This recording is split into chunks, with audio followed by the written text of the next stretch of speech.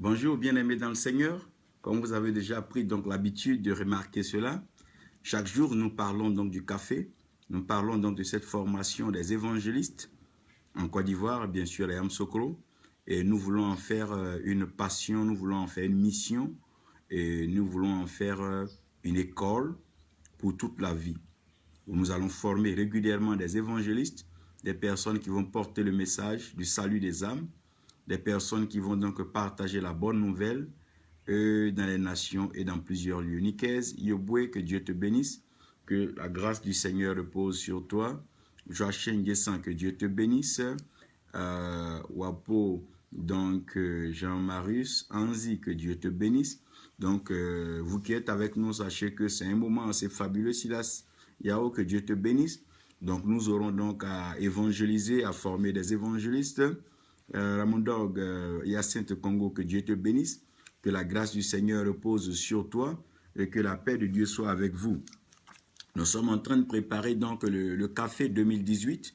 Et après le café, par la grâce de Dieu, nous aurons le cacao 2018. Ça sera des conférences assez particulières. Dans le café, nous allons former plus les évangélistes, les gagneurs d'âmes. Et dans le cacao, on va bâtir plus les bâtisseurs de la maison, les préparer dans l'œuvre apostolique et prophétique, dédier les pasteurs, les enseignants à la recherche et à la compréhension, à l'écoute de la voix de Dieu pour un nouveau message, pour une nouvelle orientation, une façon de comprendre Dieu pour la génération et pour le temps présent. Ça va être aussi un temps de rencontre entre les pères et les fils et une couverture apostolique et prophétique sera donc exigée pour que les serviteurs de Dieu qui sont dans la moisson et qui n'ont pas de père puissent alors donc retrouver un père spirituel et quelqu'un qui pourra donc leur faire grâce et leur permettre de pouvoir contempler et connaître la grâce et la faveur de Dieu.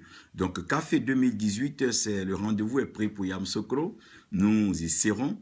Oui, nous aurons donc d'autres personnes, des formateurs expérimentés qui ont été avec l'équipe de Billy Graham. Donc, je parlais du docteur Ketkou qui était avec nous en 2015, qui était même en Côte d'Ivoire l'an passé, qui sera après ça au Nigeria, avec son équipe On The Go, qui vraiment accomplit une merveilleuse mission. L'ambassadeur Bishop Mike Amamie sera là, Kwasi Janarcis. Que Dieu te bénisse, que sa grâce donc repose sur toi. Que la faveur du ciel soit manifestée à toute ta famille, donc à maman, à papa et à tout le monde. Je suis maintenant là en train de vous présenter la conférence des évangélistes pour laquelle nous sommes en train de préparer. Mon cher frère, ami, prophète Crasso, que Dieu te bénisse. Merci pour le travail formidable que tu as accompli en Europe. Que ta rencontre en Suisse soit une bénédiction, que les personnes soient délivrées des esprits démoniaques. Nous savons que c'est une mission que tu accomplis toujours bien avec la grâce, la faveur de Dieu. Guillaume Yemitia Armand, que Dieu te bénisse et que sa grâce repose sur toi. Et nous demandons à tous ceux qui sont avec nous d'ailleurs de prier, de soutenir le prophète Crasso, qui est en train de révolutionner la pensée des Africains et des Européens sur la sorcellerie et l'œuvre des démons. Et je pense que c'est une œuvre à encourager jusqu'à ce que Dieu puisse former une brigade spécialisée dans les nations pour préparer des gens à intervenir dans des attaques démoniaques, car nos médecins, nos infirmiers ne sont pas vraiment outillés pour pouvoir faire de tels travaux et de telles délivrances. Que Dieu te bénisse, oint de Dieu, et que la grâce de Dieu repose sur toi. Aujourd'hui, je veux donc, après avoir fini de parler du café, comme je vous ai dit, ne manquez pas de participer à cette formation d'évangélistes. Nous voulons former des gens qui seront prêts à parler de Dieu, qui seront prêts à donc ouvrir leur cœur pour laisser le Christ apparaître et faire vivre des personnes qui étaient en captivité, qui étaient en prison et qui en souffrent jusqu'actuellement. Comprenez avec moi que je vais simplifier un peu ce message en vous disant que l'amour est le fondement de la vie. L'amour est le fondement de la vie en ce sens que tout ce que nous faisons, nous devons le faire par amour. Et dans l'amour, nous avons la capacité de pouvoir avoir la passion, la motivation, l'encouragement et le renouvellement. C'est dans l'amour que ces choses-là existent. Ce que tu aimes, tu le fais avec passion. Et ce que tu fais avec passion, tu le fais, tu es motivé. Même quand personne ne veut t'encourager, toi-même tu te motives seul. Et dans ta motivation, tu trouves de l'encouragement et le renouvellement. Le renouvellement, c'est la capacité que tu as à pouvoir recommencer une chose, même quand tu as essayé premièrement et que ça n'a pas marché. Je veux encourager, motiver renouveler quelqu'un et à donner une passion particulière pour les âmes à quelqu'un qui m'écoute aujourd'hui, comprenez que la mission que nous avons est une mission noble. Le monde entier est en train de souffrir. J'espère que si vous avez l'occasion d'échanger avec le prophète Crasso Joël, il vous dira, il y a plusieurs de nos frères qui sont en Europe, plusieurs aux États-Unis, qui sont en Asie, un peu partout, qui apparemment présentent un certain bien-être, mais quand tu vas fouiller, ils sont tous liés, malmenés, attachés et sauvagement brutalisés depuis le village. Certains sont martyrisés, traumatisés, ils n'arrivent même pas à vivre le bonheur, même dans la fraîcheur de l'Europe, ils transpirent comme s'ils étaient sous le soleil. Il faille que nous ayons une passion, l'amour pour les âmes.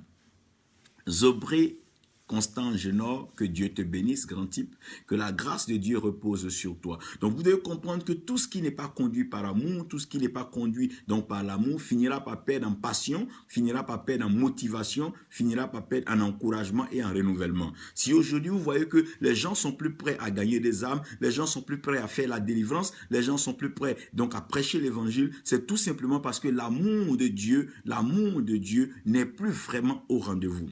Tu ne peux pas être motivé par des intérêts, des gains, des profits ou des positionnements personnels. Non, tu dois être tout simplement motivé par l'amour que Dieu a pour les âmes. C'est Dieu qui sauve les âmes et c'est Dieu qui gagne les âmes. Hier, j'étais en train de vous expliquer un peu que tout ce que Jésus est venu faire sur la terre, il est venu chercher, sauver les âmes perdues. Et aujourd'hui encore, je vais donc m'adresser à vous pour vous parler d'un amour, une passion pour les âmes. Si vous rencontrez des hommes comme Reinhard Bonnke, Père son âme, Dr. Billy Graham, T.L. Osborne, ils auront un seul mot à vous dire, non, nous sommes passionnés par les âmes. Nous avons une passion pour les âmes. Alors que si vous rentrez aujourd'hui dans le jargon, dans le dictionnaire, le contexte actuellement des églises, le contexte actuellement de l'homme, l'homme est beaucoup plus à une dimension de la spiritualité. L'homme parle de spiritualité, le développement spirituel, le combat spirituel, la présence spirituelle, la louange spirituelle, la méditation spirituelle, l'élévation spirituelle, l'établissement spirituel. Tout est spirituel et c'est beau.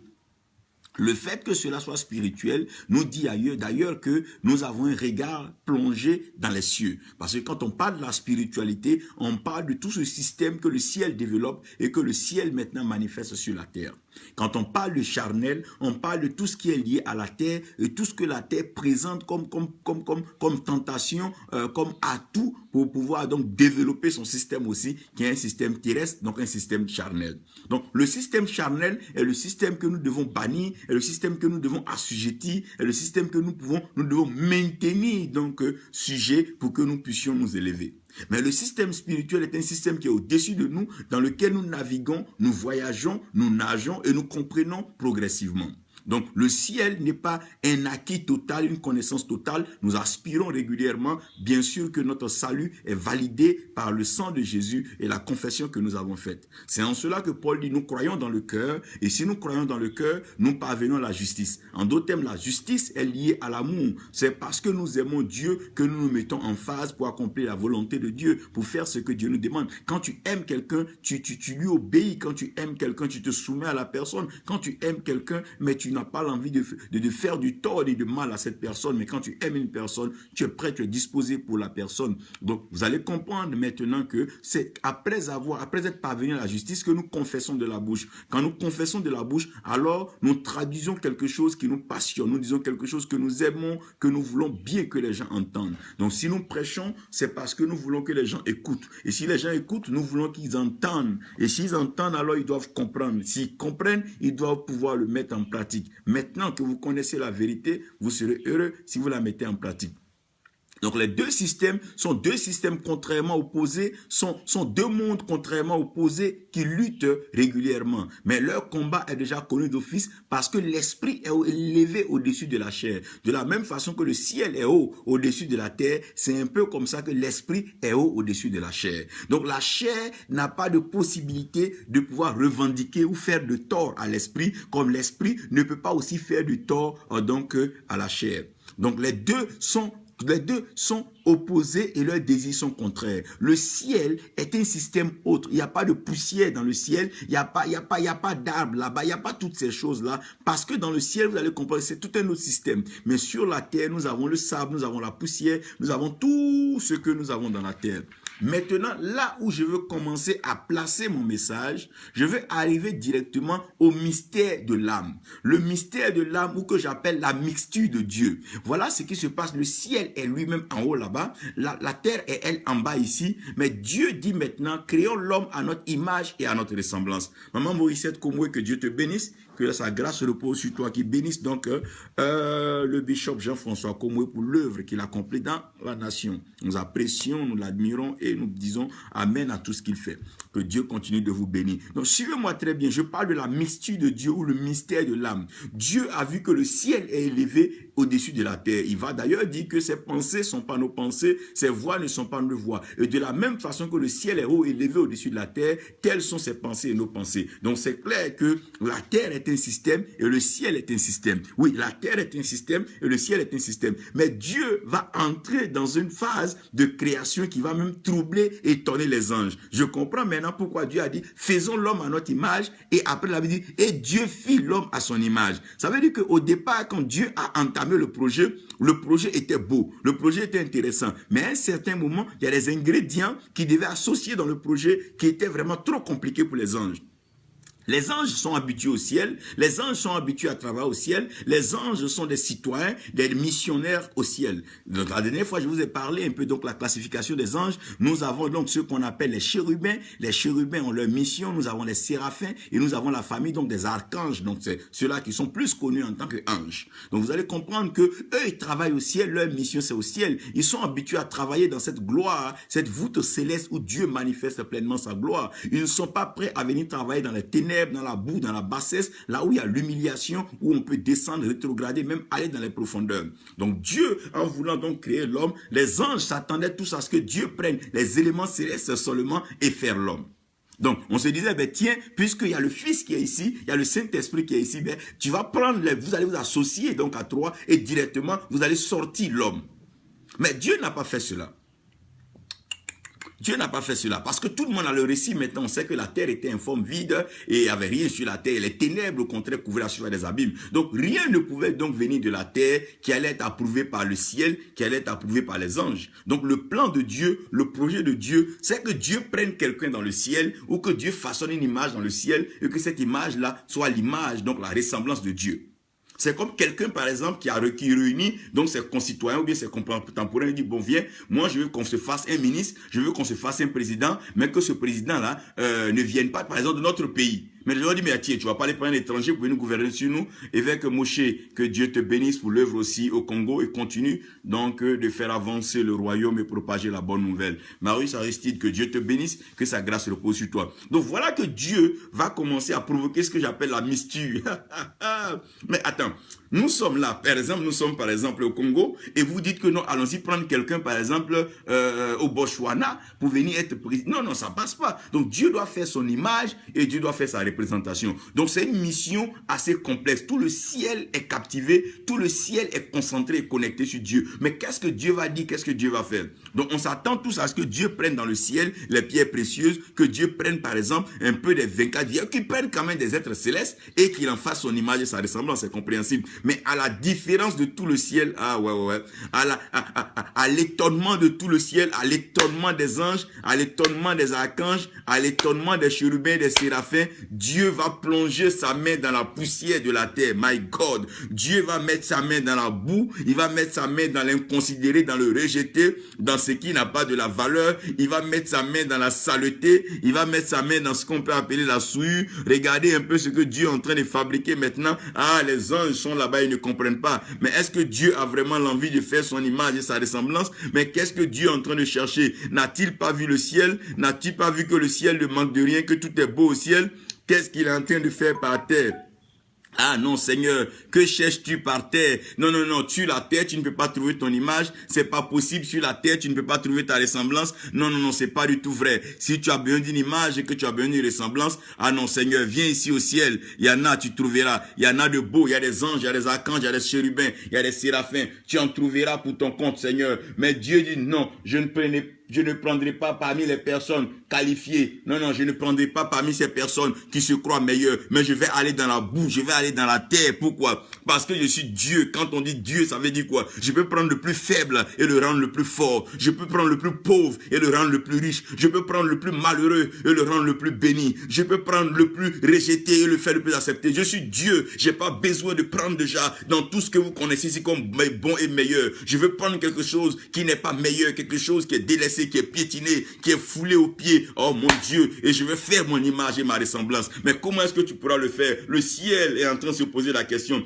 Dites-moi un peu, comment tu peux prendre un objet gâté, un objet qui n'a pas de valeur, pour pouvoir faire quelque chose qui a une valeur inestimable? Parce que Dieu, c'est Dieu. Dieu, il est le suprême. Il est l'autorité spirituelle suprême. Il ne discute pas son autorité. Son autorité pèse et son pouvoir est établi parce que sa bouche parle et sa main accomplit. Sa puissance est incontestable parce qu'il est l'Éternel des armées. Il triomphe dans toutes les batailles et sa force est vivante parce que la nature est le fruit de sa force et de sa manifestation. Un tel Dieu veut faire son image. Un tel Dieu veut faire sa ressemblance. À quoi est-ce que Dieu veut nous emmener? Mon Dieu, Dieu prendra-t-il pur 100% esprit pour faire son image et sa ressemblance? Oui, c'est là que Dieu va dribbler les gens. Les gens s'attendent à ce que les plus grands soient seulement ceux qui sont nés dans la grandeur. Non, Dieu va prendre des déshérités, des pauvres. Il va prendre des gens rejetés, des exilés, des personnes sans projet. Et il va faire d'eux des chefs. Il va les établir dans des nations. Il va les établir dans le monde. C'est de cela que Dieu a besoin. Dieu, pour prouver sa puissance, a besoin des choses faibles. Il dit, Paul, c'est dans tes faiblesses que je suis fort. Si Dieu, comme Dieu est puissant, Dieu ne s'appuie pas sur les puissances des hommes pour manifester sa puissance, mais sur la faiblesse des hommes que Dieu manifeste sa puissance. Alors, Dieu veut créer son image, sa ressemblance. Dieu va prendre de la poussière de la terre. Mon Dieu, mon Dieu, mon Dieu. Devine par exemple ta maman, dit aujourd'hui je vais préparer le meilleur repas, vous allez manger. Ou ton papa est là, les oncles sont là. Et puis ta maman, ça va ramasser de la poussière. Ah mon Dieu, pour mettre, aïe, aïe, aïe, aïe, aïe.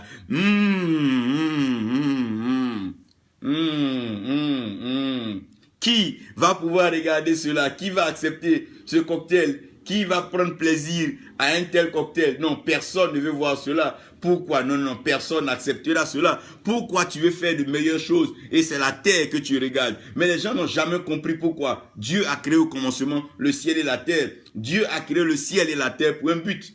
Oui, Dieu les a créés pour un but. Et vous allez comprendre maintenant dans le principe que Dieu avait prévu déjà associer le faible et le fort. My God. Dieu avait déjà prévu associer le faible et le fort. Alain Claude Quadio, que Dieu te bénisse, que sa grâce repose sur toi. Donc Dieu va prendre maintenant de la poussière de la terre, mon Dieu. Et quand Dieu va prendre la poussière de la terre, Dieu va mettre cette poussière-là, il va lui donner une forme. Donc il prend la terre, il souffle dans la terre maintenant ce qui est esprit. Donc il prend ce qui est céleste et il met ça dans des vases de terre. C'est en cela que nous ne pouvons pas comprendre la sagesse de Dieu. C'est de prendre ces richesses infinies, ces trésors de valeur inestimable et les enfouir dans des vases de terre. Mon Dieu. Et quand Dieu, my God. Quand Dieu prend donc le céleste pour enfouir dans le terrestre, il y a un constat qui est là et c'est ce que Genèse 2:7 dit. Là, il dit, et l'homme devient une âme vivante. Donc la surprise que Dieu avait pour toute la création, bien, je veux maintenant vous présenter l'âme vivante. On connaît l'esprit, on connaît la chair. On sait que la chair vient de la terre et l'esprit vient du ciel. Mais voilà maintenant une troisième entité vient d'être révélée. Une mixture, quelque chose de nouveau qui n'est pas connu au ciel et qui n'est pas connu sur la terre, mais qui est obligé de vivre et de partager les réalités terrestres et les réalités célestes. Parce que l'âme est la création, l'âme est l'invention, l'âme est la révélation, l'âme est le chouchou, l'âme est l'amour de Dieu. Dieu fit l'homme à son image et à sa ressemblance et l'homme est devenu une âme vivante. Mon Dieu, l'homme est devenu une âme vivante. Ça veut dire que Dieu avait une passion, Dieu avait une soif, Dieu avait un désir pour l'âme. Dieu voulait voir l'âme tellement qu'il n'a pas regardé à la souillure, à la poussière de la terre. Il a investi son esprit dans la terre afin que l'âme sorte. Mon Dieu.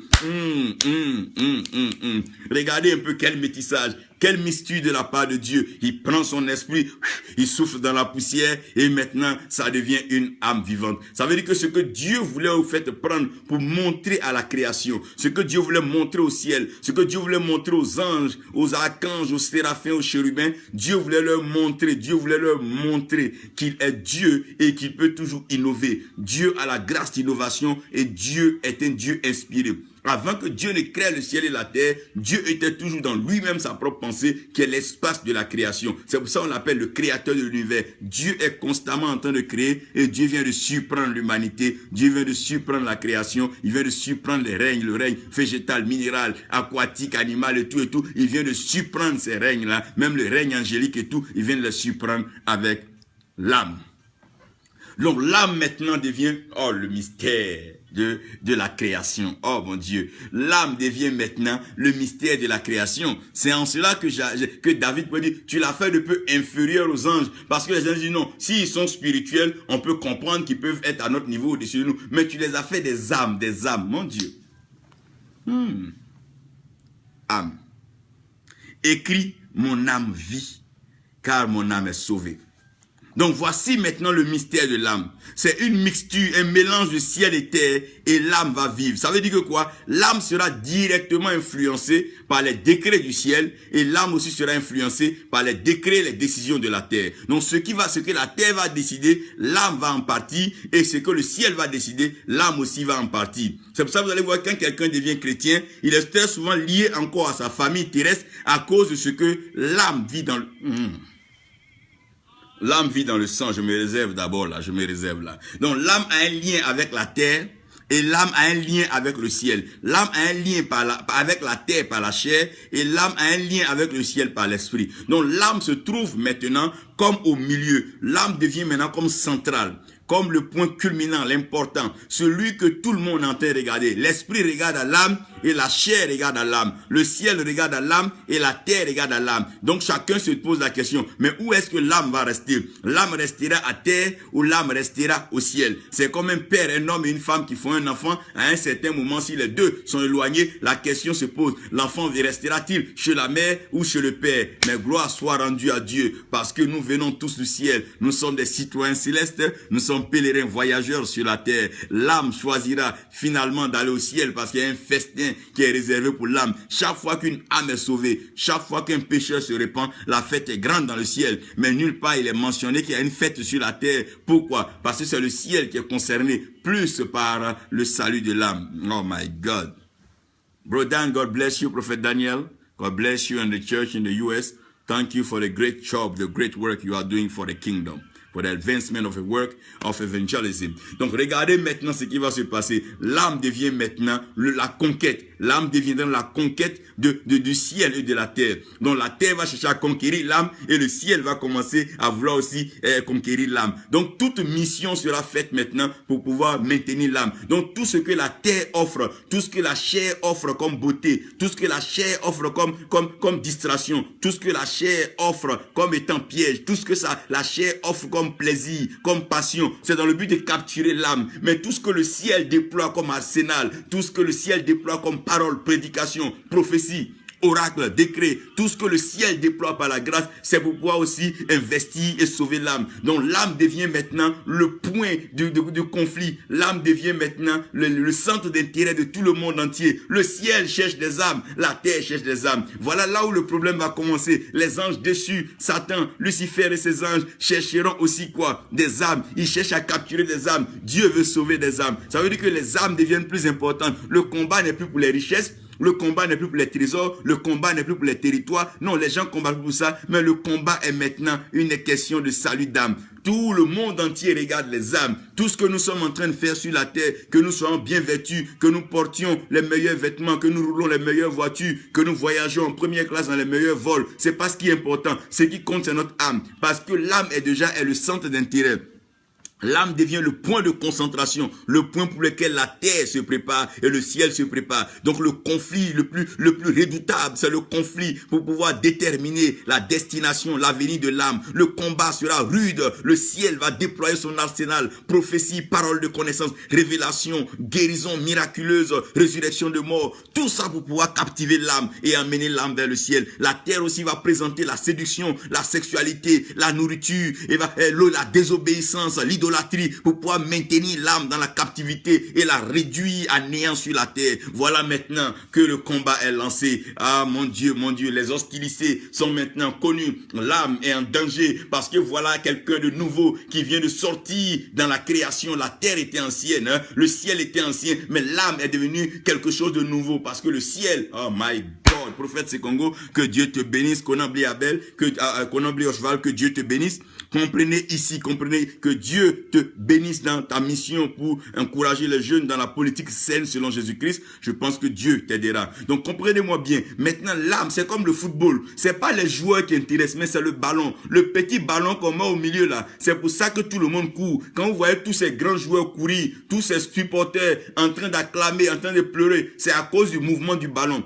Quand le ballon roule pour entrer dans le poteau adverse, ah mais dis donc, mais là c'est terrible chez l'adversaire. Mais quand le ballon, oh mon Dieu, donc tout le monde est en train de regarder à l'âme aujourd'hui. Le monde entier fait tout ça pour les âmes. C'est comme tout ce qu'un homme met pour séduire une femme. C'est un peu comme ça. Le ciel est en train de, oh mon Dieu, le ciel est en train d'apporter tout ce qu'il faut pour pourvoir à l'âme et à la création, afin que les âmes soient sauvées. Pendant que le monde est en train de mettre tout en œuvre pour perdre, détruire et tuer les âmes.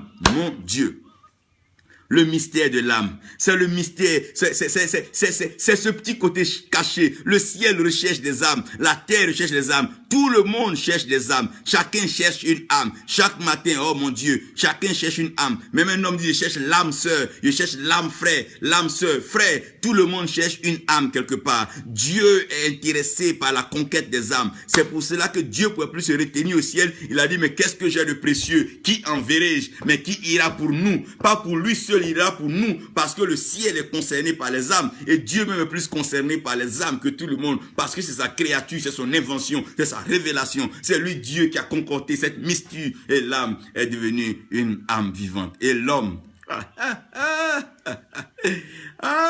est devenu une âme vivante.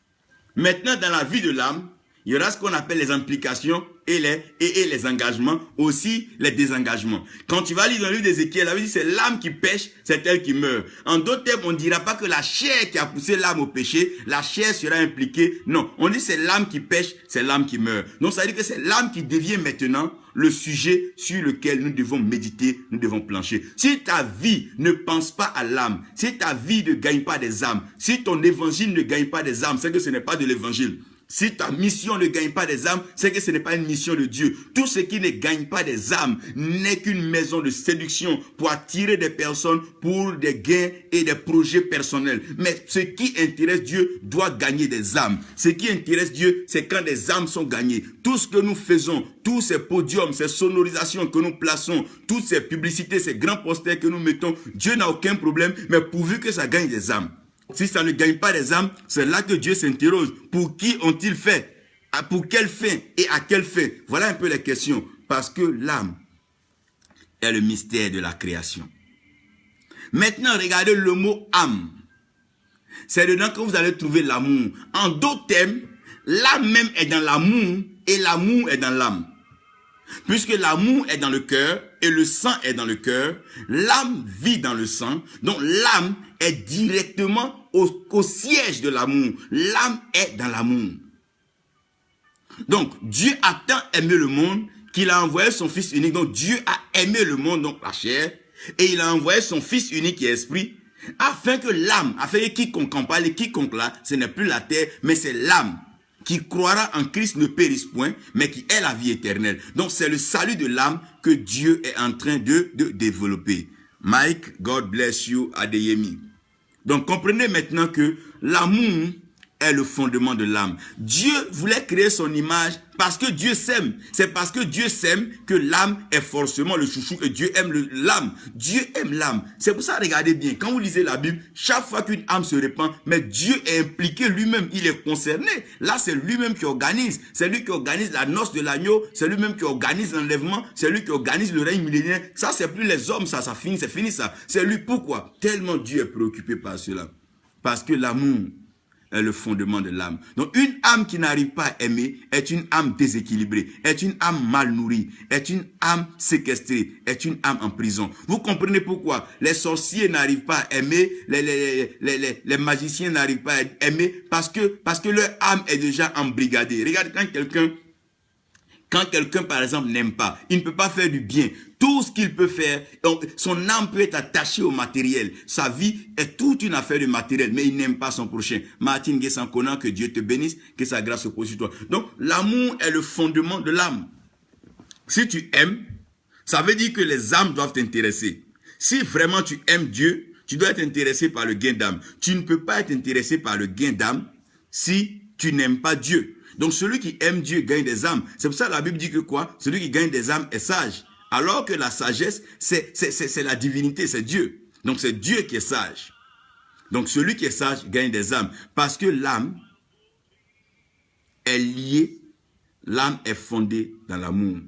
Regardez un peu bien. Quand quelqu'un est animé d'un esprit satanique, quand il vient au milieu de vous, il veut briser le lien d'amour entre vous. Par les mensonges, par les critiques, et par les racontats et les mauvaises idées. Quand quelqu'un vient vers toi, qui veut enlever la paix de ton âme, c'est que c'est un envoyé du diable. Il veut arriver à te déstabiliser et mettre ton âme en péril, ton âme en captivité et conduire ton âme tout droit en enfer.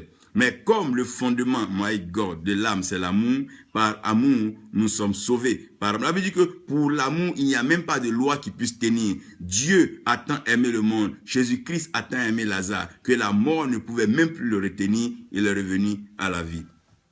Comprenez un peu cela et ne nous perdons pas et ne perdons pas de vue notre mission essentielle. Anne-Léonie Biki-Mbimbi, que Dieu te bénisse. Comprenez un peu ce que je veux que vous réalisez aujourd'hui. C'est l'âme qui fait la vie. Ne vends jamais ton âme. Pardon. Ne détruis jamais ton âme pour quoi que ce soit. Ces trésors que tu vois sur la terre la passeront. Mais l'âme a une destinée éternelle. L'âme est pour la vie éternelle. L'âme est ce que Dieu veut. Dieu désire l'âme. Si Dieu a investi la richesse, le détenteur de toutes les richesses de la création, Jésus-Christ, pour pouvoir te sauver, c'est parce que ton âme a de la valeur. Ton âme a tellement de la valeur que Dieu a engagé des anges, des archanges pour venir veiller sur toi et venir te servir. Tellement Dieu tient à l'âme. Frère, commence à penser à ton âme. Commence à penser à l'âme de ton frère, à l'âme de ta soeur. Pense à l'âme de ta mère, pense à l'âme de ton père, pense à l'âme même de ta nation. Pense à l'âme de tout ce qui vit. L'âme, l'âme, l'âme, l'âme, l'âme, l'âme, l'âme. Soul. C'est pour ça, quand Élisée et Élie étaient en train de faire leur marche, pour le transfert d'ailleurs et la tombée du manteau, nous savons que le manteau est spirituel. Nous savons que Élie et Élisée avaient une connexion spirituelle. Mais Élie dit à Élisée, reste ici parce que je vais aller à Gilgal. Vous voyez, il veut aller ailleurs. Élisée dit non, ton âme vit, mon Dieu.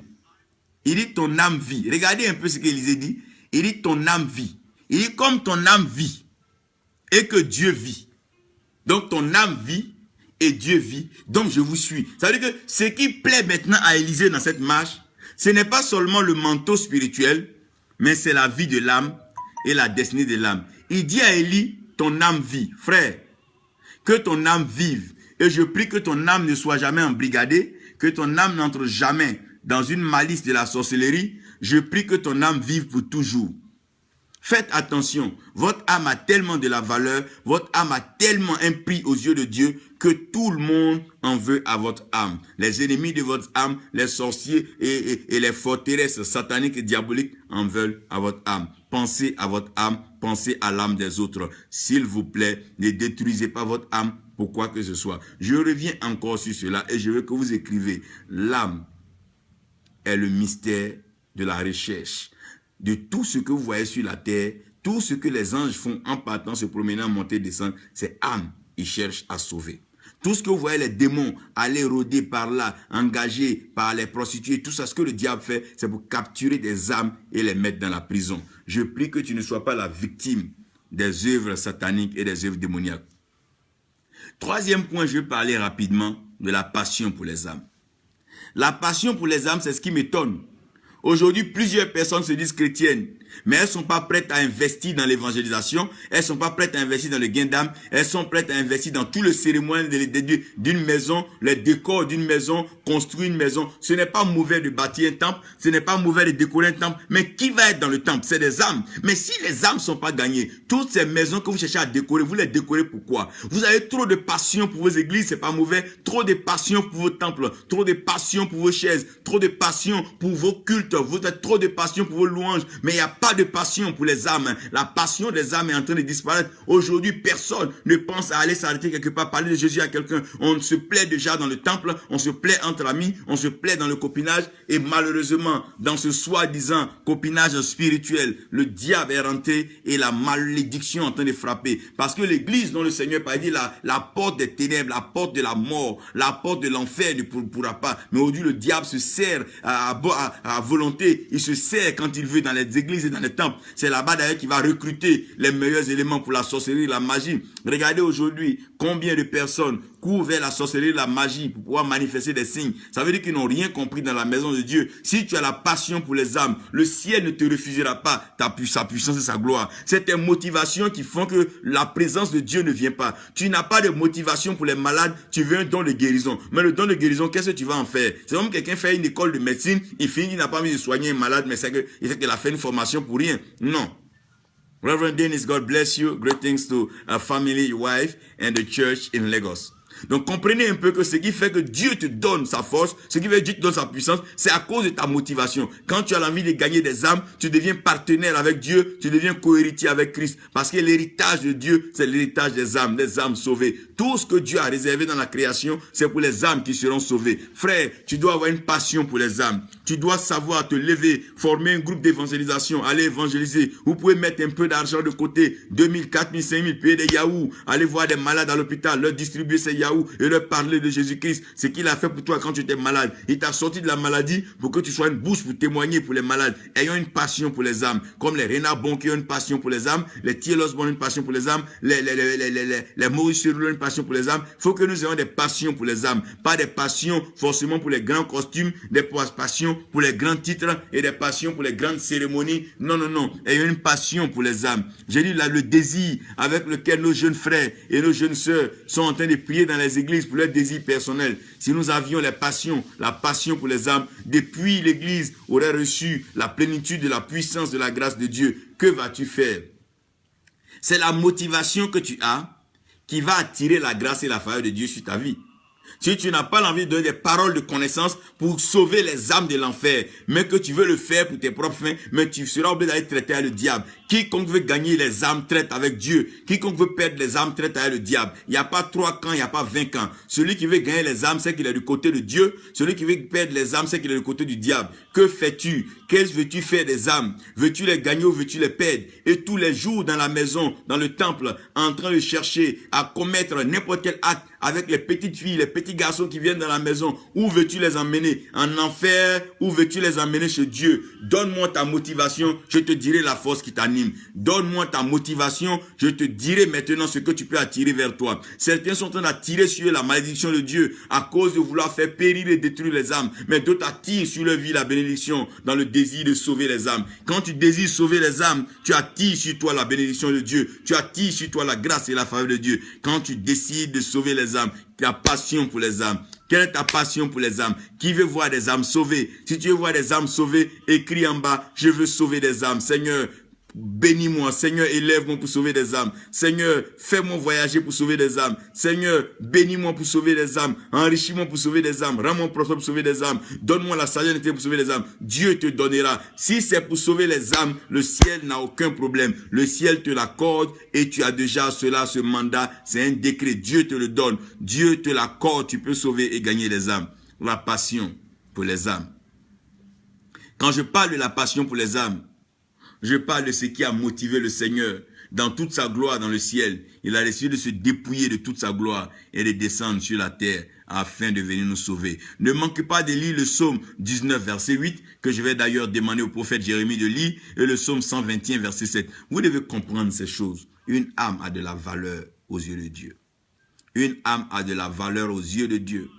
Tu peux aller présenter tout, mais quand tu présentes une âme, le ciel est réjoui. C'est pour ça tout sacrifice que le diable demande, il va demander le sang des hommes, parce que l'âme vit dans le sang. C'est au fait l'âme qui veut capturer. Il pense, il fait croire que c'est le sang qui l'intéresse, mais c'est tout simplement l'âme qui veut capturer. Mais c'est aussi, s'il n'y a pas effusion de sang, il n'y a pas rémission de péché. C'est pour ça que le sang de Jésus a coulé sur la croix. Ce sang a coulé dans les profondeurs de la terre. Ce sang a coulé pour ébranler les fondements de la terre, afin que ce tremblement de terre puisse ouvrir les tombeaux, ouvrir les sépulcres, ouvrir les forteresses terrestres, afin que les âmes puissent être sauvées. Et il y a une passion pour les âmes. Oui, nous lisons. Psaume 19, verset 8. Psaume 19, verset 8.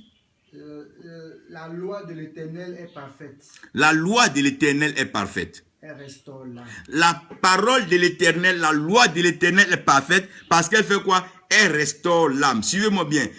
Pourquoi est-ce que la parole de l'Éternel est parfaite? Elle est parfaite parce que quoi? Elle restaure l'âme. Donc une prédication est parfaite si elle sauve des âmes. Une évangélisation est parfaite si elle sauve les âmes. Une prophétie est parfaite si elle sauve des âmes. Une parole de connaissance est parfaite si elle sauve les âmes. Ce qui n'est pas parfait ne sauve pas les âmes. Parce que le salut des âmes, c'est l'œuvre de la perfection. Alors que la mission de Lucifer, c'était de mettre le sceau à la perfection de ce que Dieu avait créé. Maintenant, quand il est venu, qu'il a changé, de venir opposer, sa mission, c'est de pervertir, détruire, embrigader, tuer les âmes. Mais la mission de la perfection s'agit de sauver les âmes. Lorsque la parole de Dieu sauve les âmes, alors cette parole-là, elle est parfaite. Elle est parfaite parce que quoi? Elle a la capacité de sauver les âmes.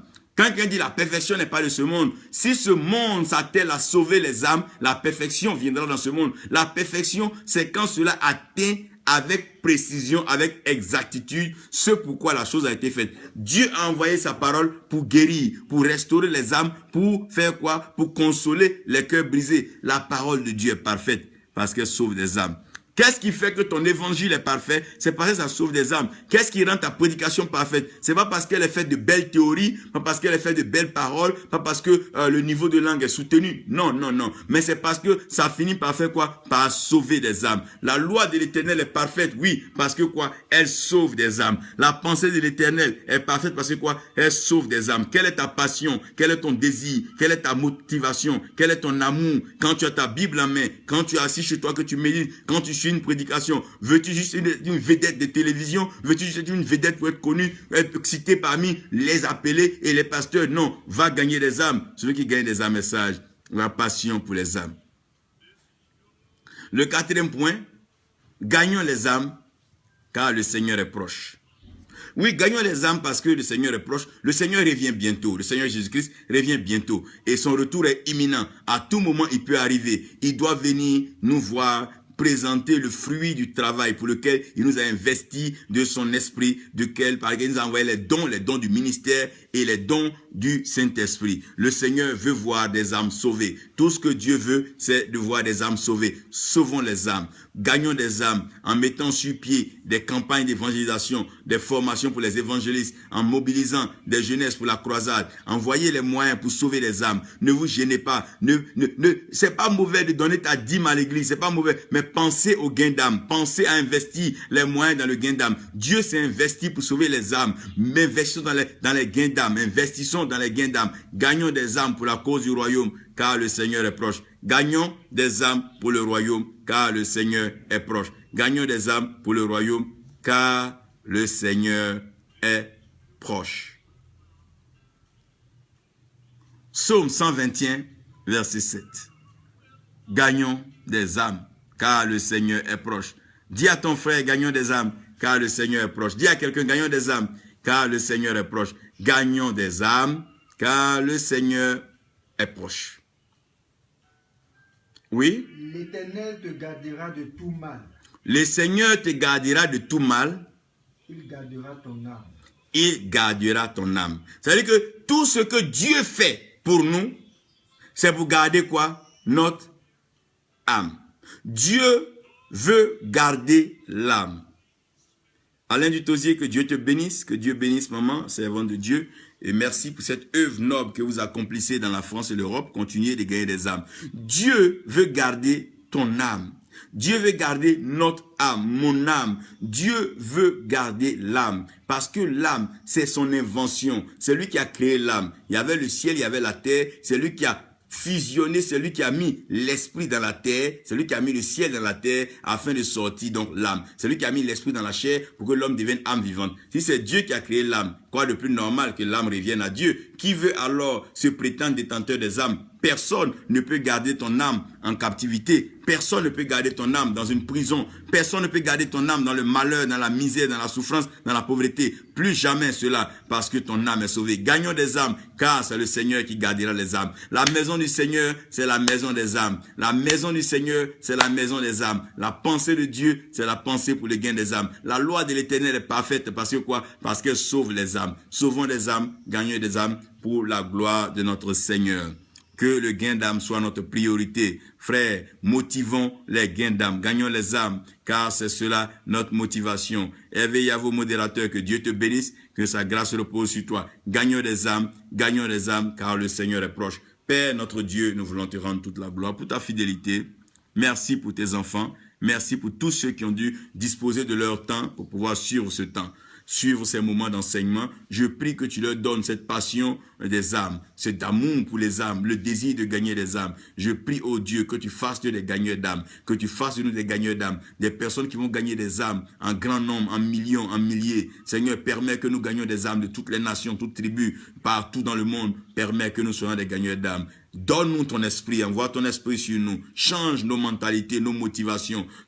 Détruis en nous tout ce qui a été sémé comme sémence satanique, diabolique, qui vise à détruire les âmes, diviser, disperser les brebis. Mais plutôt donne-nous cette âme qui va nous permettre, cet esprit qui va nous permettre de bâtir les âmes, les garder, les gagner pour toi, pour que tu viennes retrouver alors les brebis que tu as confiées à ta maison et au berger. Merci Père pour ta fidélité, pour ce que tu fais au nom de Jésus. Amen. Que Dieu vous bénisse, que ton âme qui est un mystère reste cachée entre les mains de Dieu, que personne ne puisse avoir accès à ton âme au nom de Jésus. Amen.